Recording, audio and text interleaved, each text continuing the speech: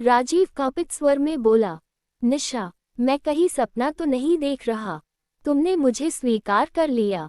निशा ने अपनी गोरी बाहें राजीव के गर्दन के गिर्द लपेट दी और भावविह्वल स्वर में बोली, मुझ जैसी बददिमाग लड़की को आपने स्वीकार किया। कभी नफरत की नज़र से देखा तक नहीं। ये तो मेरा सौभाग्य है। राजीव। उधर निशा का चिचिड़ापन बढ़ता जा रहा था। बेमन से वह घर के कामों में सास का हाथ बटाती, सबके साथ उदासीन सा व्यवहार करती। उसके अंदर की सुगध गृहिणी और बेहतरीन कुक मानो खोसे गए थे। बस किसी तरह दिन काट रही थी। सास उसे कई बार कह चुकी थी कि राजीव को मुगलई दाल मखनी और मिस्सी रोटी बहुत पसंद है, उसके लिए बना दे, मगर वह टाल देती। 6 महीने बीत गए। राजीव अपने वादे पर खरा उतरा था। उसने भूलकर भी कभी निशा के करीब आने की कोशिश नहीं की और न ही कभी निशा को जताया कि उसे कोई शिकायत है। इसके विपरीत वह हमेशा निशा को खुश रखने की कोशिश करता। एक समर्पित पति की तरह अक्सर ही निशा को कभी मूवी, कभी रेस्तरां, तो कभी मंदिर ले जाता।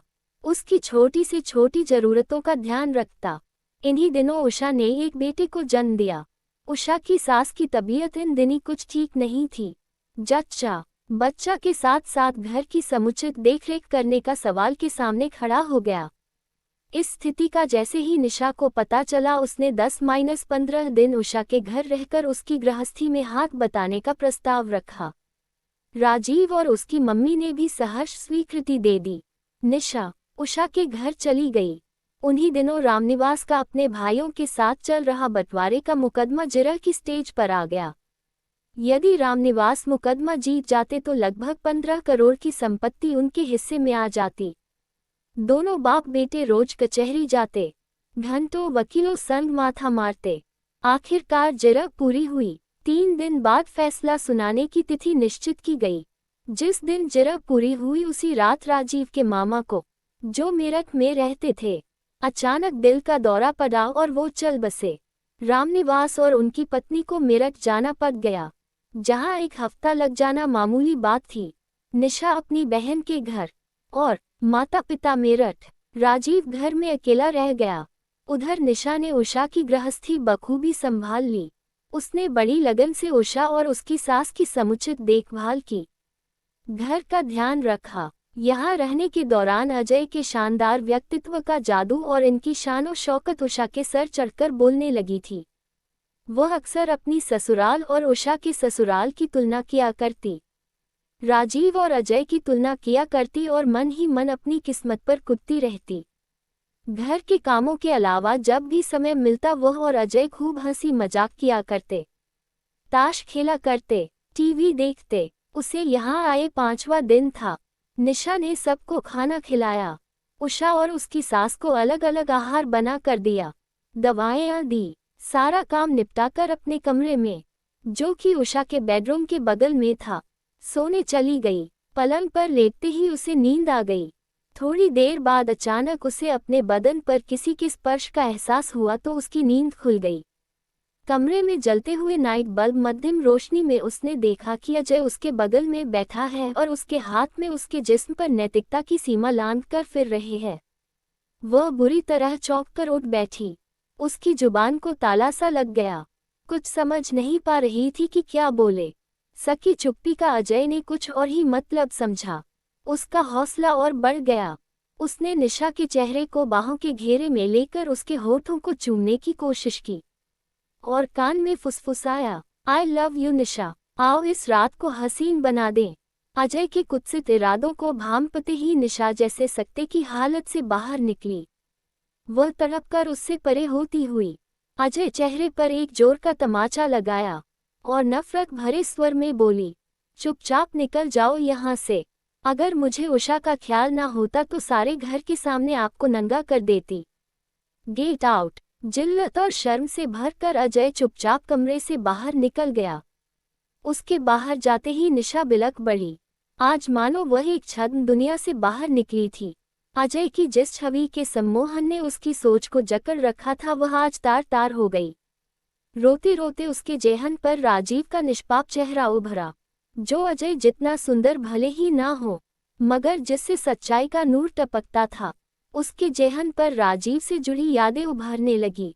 कैसे उसने बेकसूर होते हुए भी बिना शिकायत निशा की जाती सही थी।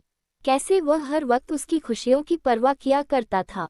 उसे याद आया कि पिछले दिनों एक शादी समारोह में अजय जहां गर्भवती उषा को अकेला छोड़कर लड़कियों के साथ चुहलबाजी, फ्लर्ट और मस्ती में डूबा था, वही राजीव सारे समारोह में उसके साथ साथ रहा था। राजीव के लिए तो मानो निशा के आगे दुनिया खत्म थी। बड़ी मुश्किल से सदियों की तरह लंबी वो रात गुजरी। सुबह होते ही निशा ने अपना सामान पैक किया और उषा की सास के कमरे में जाकर कहा, आंटी जी मेरा मन जरा ठीक नहीं है, मैं घर जा रही हूँ, आप उषा को बता देना। और उनका जवाब सुनने से पहले ही वह बैग उठाकर घर के बाहर निकल गई और टैक्सी पकड़कर सीधी अपने घर पहुंची। सुबह के 8 बजे थे। राजीव घर पर अकेला बैठा ड्राइंग रूम में टीवी देख रहा था। निशा को देखकर वह हैरान रह गया। अरे, तुम तो 8-10 दिन बाद आने वाली थी। मेरा मन नहीं लगा वहाँ, इसलिए लौट आए। आपने नाश्ता कर लिया? वह अपनेपन भरे स्वर में बोली। नहीं, अभी तो बस उठा हूँ। आज हमारे बंटवारे के मुकदमे का फैसला आना है। 9 बजे कचहरी जाना है, वहीं से दुकान पर चला जाऊंगा। शायद आज लंच के लिए घर न आ सकूं, बाहर ही कुछ खा लूंगा। आप तैयार हो जाइए, मैं नाश्ता बना देती हूँ।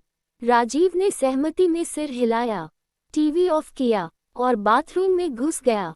ड्राइंग रूम में अकेली खड़ी निशा ने सारे घर पर निगाह दौड़ाई। आज घर का जर्रा जर्रा उसे अपना स्वागत करता महसूस हो रहा था।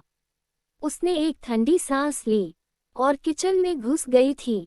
राजीव के नहा धोकर तैयार होने तक निशा ने सैंडविच और चाय बना ली और उसे सर्व कर दिया। जब तक वह नाश्ता करके उठता, निशा ने फटाफट गोभी के 2 पराठे और आम का मीठा अचार एक टिफिन में पैक कर दिया। राजीव अपना बैग लेकर घर से निकलने को हुआ तो वह फटाफट टिफिन लेकर आए और उसे थमा दिया और अधिकारपूर्ण भाव से बोली, बाहर का खाने की कोई जरूरत नहीं, ये गोभी के पराठे पैक कर दिए हैं, लंच में खा लेना। निशा के बदले बदले अंदाज राजीव को भी महसूस हो रहे थे। जरूर ये उसका वहम है, उसके मन ही मन सोचा।